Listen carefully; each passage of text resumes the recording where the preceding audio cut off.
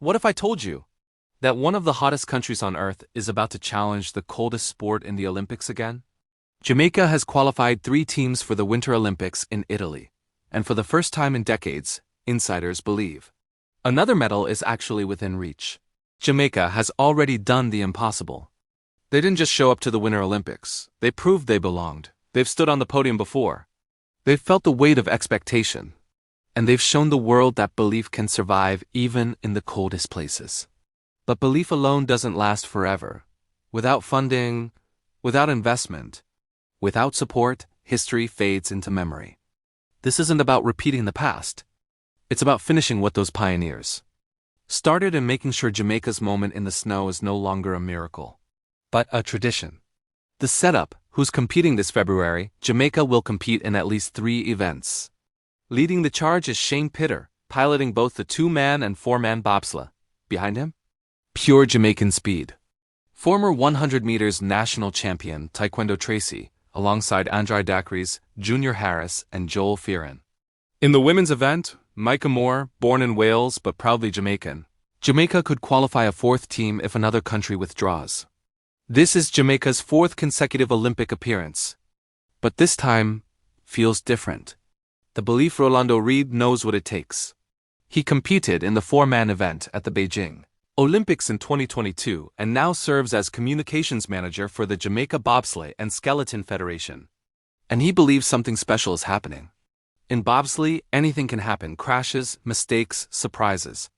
And with the sprinters we have, plus a really good driver, there's a real opportunity to medal. Speed has never been Jamaica's weakness. But there's a problem. The obstacle, the sled. At the highest level of bobsleigh, talent alone isn't enough. Equipment matters. A lot. Our sled is fast, Reid admits, but it's not German fast. German sleds are the gold standard. More aerodynamic, better seating positions, smoother airflow. And that difference? It can decide medals. Right now, the Jamaican team is pushing a GoFundMe, hoping to secure a world-class sled before training begins in Cortina. Because Reid believes if we get that sled, combined with the talent we have, a top 10 finish and even a medal is realistic. The bigger issue, support.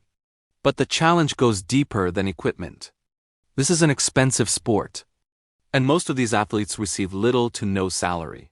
We've been competitive on the world stage, Reid says. But we still don't see enough support from corporate Jamaica. Ironically, the team often receives more love overseas than at home. Stadiums abroad erupt when Jamaica races. The brand is global, yet funding remains scarce. The hope a nation watching. Jamaica Olympic Association President Christopher Samuda believes the moment has arrived. Commitment, hard work, and talent are measurements of success. Now the drive must be to break the ice and get onto the podium. History has been written before, but this time it might come with a medal. Payoff, why this matters. This isn't just about bobsleigh, it's about belief. About a small island refusing to accept limits. About rewriting what's possible, again. If Jamaica medals in Italy, it won't just be a sporting victory, it'll be a global statement. If you believe in this team, share this story, support where you can. And remember, Jamaica doesn't need cold weather to make history.